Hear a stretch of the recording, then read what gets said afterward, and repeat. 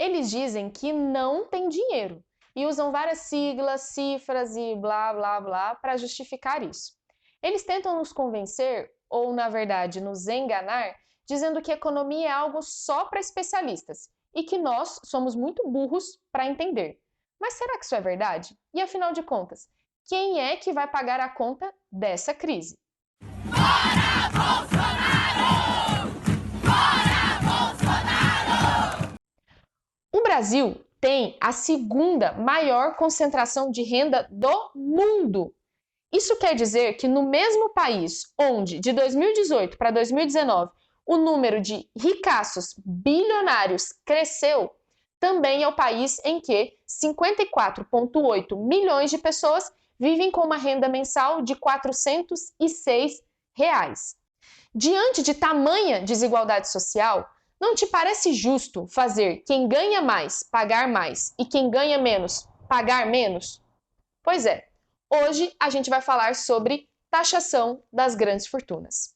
Esse é um imposto que está previsto na Constituição Federal de 88, mas que até hoje não foi implementado. Em um país que tributa muito pouco ou quase nada os banqueiros, que não tributa dividendos e que garante isenções tributárias milionárias, não te parece correto que a gente possa ter uma alíquota progressiva, ou seja, fazer quem ganha mais pagar mais? Hoje, do total de arrecadação de impostos que o Brasil tem, cerca de 48% vem da taxação sobre o consumo. Ou seja, gente, não depende da fortuna acumulada que eu ou você temos ou não temos. No final das contas, a gente acaba pagando o mesmo. E isso, gente, é muito, mas muito injusto. Nós estamos vendo esse assunto da taxação das grandes fortunas em alta nos últimos dias. E isso tem uma razão. Afinal, em tempos de pandemia, a gente anda bastante preocupado com quem vai pagar a fatura dessa crise e de onde vai surgir mais arrecadação de dinheiro. Esse assunto, apesar de estar em alta agora, não é um assunto novo. Vários projetos de lei já existem no Congresso Nacional para tratar sobre a regulamentação desse imposto. Eu vou aqui citar um deles. Em 2008, a então deputada federal pelo PSOL, Luciana Genro, apresentou um projeto de lei que previa uma taxação de 5% para fortunas acima de 20 milhões de reais. No ano passado, a hoje deputada federal Fernanda Melchiona desarquivou esse projeto e trouxe ele novamente para a gente poder discutir. E é muito comum que quando a gente fale sobre mais um imposto, muita gente fique preocupada que vai ter que pagar mais um imposto no Brasil. Mas, gente, vamos com calma. Nós não estamos falando sobre você, que é classe média, ou você que é um trabalhador assalariado. Nós estamos falando daqueles ricaços que acumulam muita fortuna no nosso país. Também tem aqueles que, quando ouvem a gente falar sobre taxação das grandes fortunas, também começam a fazer as suas várias críticas. Inclusive aqui no YouTube. Recentemente eu até vi um vídeo de um canal que se chama Ideias Radicais, trazendo os argumentos do porquê nós temos que ser contra a taxação das grandes fortunas. Eu vou resumir aqui 3 grandes argumentos contra a taxação das grandes fortunas. O primeiro deles é: os ricaços são muito poderosos e vão dar um jeito de não pagar mais esse imposto. O segundo argumento: mas os ricaços vão fugir do país, vão simplesmente mudar de país, vão embora do nosso país. O terceiro argumento: mas os países da Europa que tinham implementado essa forma de imposto lá nos anos 90, eles não implementaram mais. Esse tributo por lá já não existe.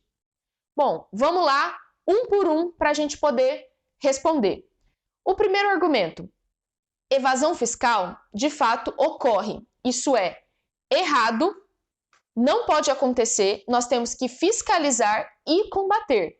Mas não é porque evasão fiscal ocorre com outros tributos que nós devemos discutir que esse ou os outros não devem existir. Não é mesmo? E a segunda razão: gente, fuga de capitais é algo de difícil mensuração, até porque isso pode ocorrer por diversos fatores. E vejam lá, isso não é tão simples também de acontecer. Imagina comigo, você tem um patrimônio que está ali no Leblon, o metro quadrado mais caro do nosso país. Não é simples você que investiu e que construiu aquele patrimônio simplesmente transferir ele para outro lugar. Não é simples transferir o Leblon para a Suíça, não é verdade? E pensando no nosso setor produtivo, imagina só o setor agropecuário, o agronegócio, o setor agrícola, ou mesmo o setor de lojistas ou o setor de serviços. Esses setores, eles dependem de condições físicas, materiais e concretas que existem no nosso país. Ou seja, a riqueza que eles extraem está no nosso país. Portanto, não é tão simples encontrar as mesmas condições em outro lugar. Por isso que não é tão simples dizer que eles vão fugir do nosso país. Até porque, gente, nós temos hoje aí um ricaço como o dono da Havan que vive usando verde e amarelo, um grande patriota. Será mesmo que ele vai perder todo esse patriotismo que ele tem simplesmente fugindo do Brasil? E o terceiro argumento, os outros países que implementaram deram errado e hoje já não tem mais esse tributo. Olha, vamos lá. Não quer dizer que isso não funciona ou que não funcionava. Vamos usar o exemplo sueco. O tributo sobre taxação de grandes fortunas que existia lá, ele estava mal implementado porque ele estava mal regulamentado. Dentro da lei, tinham várias isenções garantidas que acabavam fazendo com que ele não atingisse o seu objetivo. E, gente, não quer dizer que esses países também não tenham mantido a taxação sobre os ricaços de outras maneiras. Então, não quer dizer que a gente aqui no Brasil não possa discutir a implementação sobre a taxação das grandes fortunas.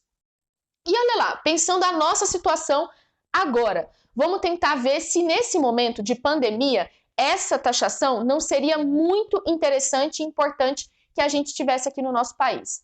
Vamos fazer um cálculo grosseiro e de aproximação. Somando a fortuna dos ricaços, a gente poderia ter 660 bilhões de reais. Fazendo uma taxação daquele projeto de lei que eu coloquei, de 5% em cima dessa fortuna, a gente poderia ter 33 bilhões de reais arrecadados. Sabe quanto isso poderia nos ajudar hoje no combate a essa pandemia?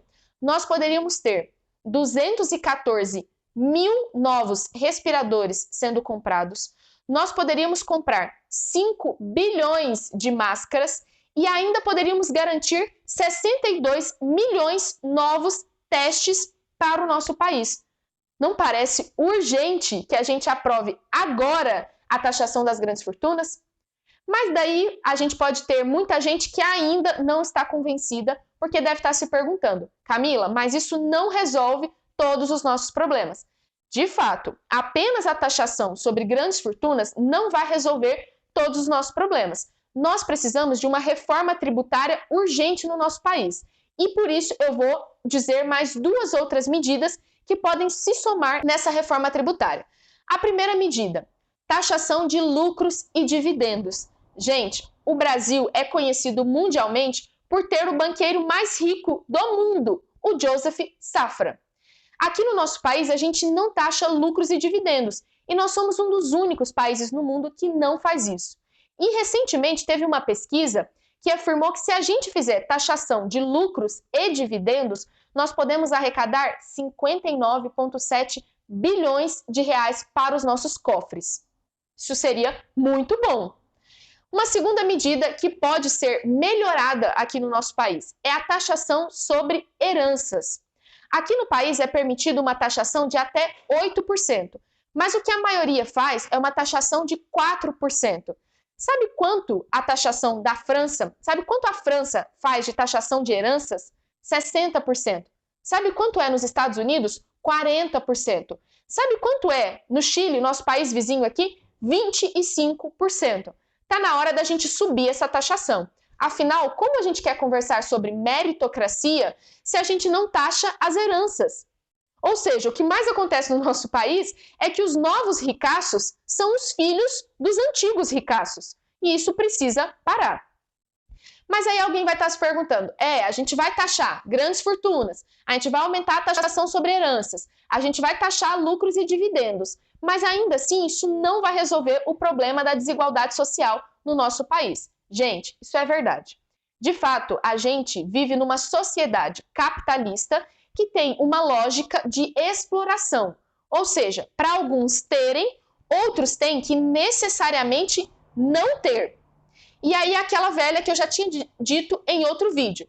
O sistema capitalista acumula riqueza nas mãos de poucas pessoas e socializa a pobreza nas mãos de milhões de pessoas. Por isso, gente, para resolver todo o problema da desigualdade social que nós temos no nosso país, é necessário transformar radicalmente a nossa sociedade.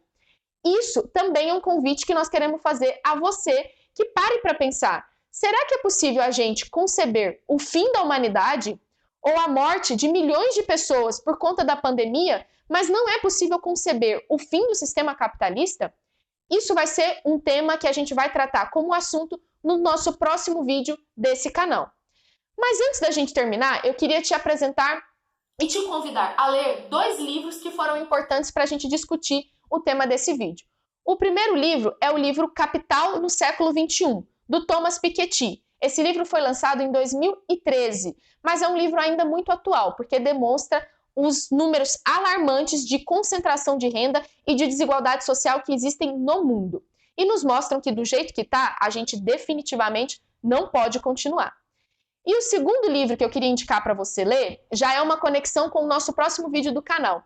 É um livro do David Harvey, que trata sobre 17 contradições e o fim do capitalismo.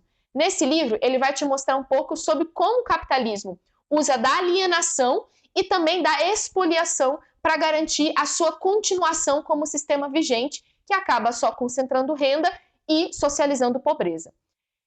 Então, gente, se você gostou desse vídeo, nos ajude a compartilhar esse vídeo em muitos lugares.